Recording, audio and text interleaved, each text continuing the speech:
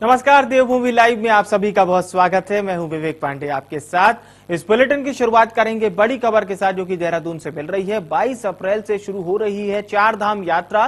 CM ने यात्रा की तैयारियां पूरी करने के निर्देश अपनी ओर से दे दिए हैं।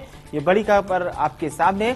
22 अप्रैल से चार धाम यात्रा शुरू हो रही है और मुख्यमंत्री पुष्कर सिंह धामी ने पुख्ता तैयारियों के निर्देश प्रशासन को दे दिए हैं। सीएम धामी ने तमाम निर्देश प्रशासन को दिए हैं। सरकार बेहद गंभीर है चार धाम यात्रा को लेकर। आगामी 20 अप्रैल को एक मॉक ड्रिल भी होगी।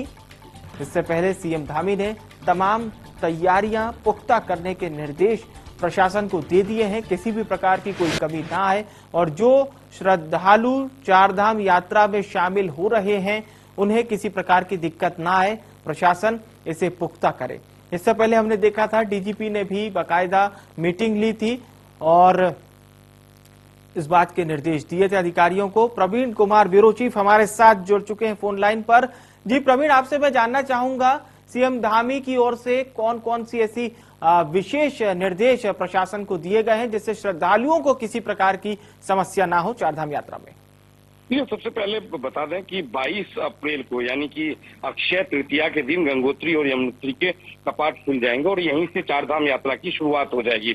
इसके बाद 27 अप्रैल को बद्रीनाथ के कपाट खुलेंगे और केदार बाबा का कपाट जो है वो 25 अप्रैल को खुलेंगे और उसके बाद विधिवत रूप से चारों धाम के कपाट खुल जाएंगे और श्रद्धालु देश भर से चारों धाम में पूजा अर्चना के लिए जुटेंगे।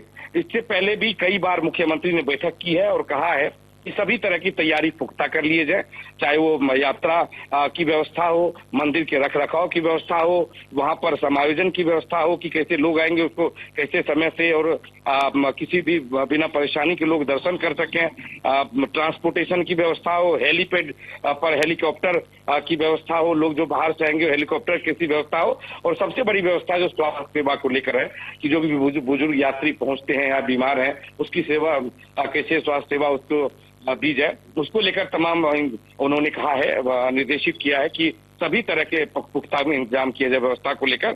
और लगातार अलग अलग विभागों के डिपार्टमेंट्स के बैठक चल रहे हैं। चीफ सेक्रेटरी की नेतृत्व में बैठक चल रही है और मुख्यमंत्री भी लगातार बैठक ले रहे हैं ताकि चार धाम यात्रा जो कि उत्तराखंड के आर्थिकी और उत्तराखंड के एक कह सकते हैं यहाँ से जनमानस से जुड़ा हुआ ये विषय है, इस पर जो किसी तरह की कमी न रह जाए।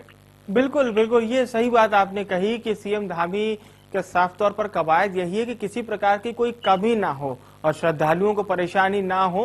और यही हमने सीएम का रूप पिछली बार भी देखा था जब वो लगातार फीडबैक भी ले रहे थे, किसी प्रकार की लोगों को परेशानी ना हो इसके लिए।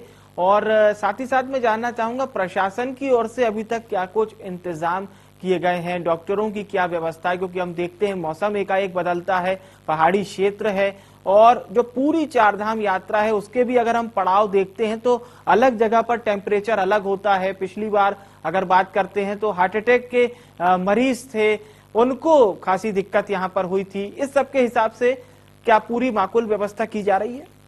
देखिए 2 साल चूंकि कोरोना में बीता, उसके बाद जो पिछली बार यात्रा को जो की शुरुआत हुई तो लोग जो है भारी संख्या में यहाँ पर श्रद्धालु पहुंचे दर्शन के लिए। उसकी वजह से कई बार ये देखने को मिला कि यात्रा जो है वो श्रद्धालुओं के अधिक पहुंचने की वजह से प्रभावित रहा, अस्त व्यस्त स्थिति रही, सबसे ज्यादा श्रद्धालुओं की मौत भी हुई और कुल मिला के देखें तो 42 लाख से ज्यादा लोगों ने दर्शन किए थे। और सरकार ये जरूर कर रही थी कि भारी संख्या में लोग पहुंचेंगे, लेकिन उनको इतनी उम्मीद नहीं थी कि इतनी बड़ी संख्या में लोग यहाँ पहुंचेंगे। इस बार भी सरकार जब भी बैठक सरकार की तरफ से हो रही है, मुख्यमंत्री की तरफ से बैठक हो रही है, तो पिछली बार जो गलतियां हुई या कमियां रह गई है उसको सुधारने पर ज्यादा फोकस है कि कैसे क्राउड मैनेजमेंट किया जाए। क्राउड मैनेज जो है वो बहुत जरूरी है। साथ ही टोकन की व्यवस्था की भी बात चल रही कि टोकन देकर 1 घंटे में जो श्रद्धालु है उसको निर्धारित किया जाए उनकी संख्या। जो बुजुर्ग यात्री हैं या किसी बीमारी से पीड़ित हैं उनको ऋषिकेश में और जगह जगह पर अलग अलग जगह उनकी हेल्थ चेकअप की व्यवस्था की जाए। हर तरह की, चाहे वो मधुमेह के रोगी हों, हार्ट के पेशेंट हों, उनके लिए स्पेशलिस्ट डॉक्टर अलग अलग जगह पे जो है वो वहां पर हों। यातायात के तमाम साधन को जो है जुटाने की बात की गई है। जो पंजीकरण की व्यवस्था की गई है कि पंजीकरण जो नहीं किया है उनके लिए जो है किस तरह की व्यवस्था की जाए, इन तमाम चीजों पर सरकार की फोकस है। और सरकार यही चाहती है कि व्यवस्थित तरीके से चारधाम यात्रा सुचारू ढंग से चले, और उसके लिए पहले से ही लगभग 1.5-2 महीने से तैयारी चल रही है।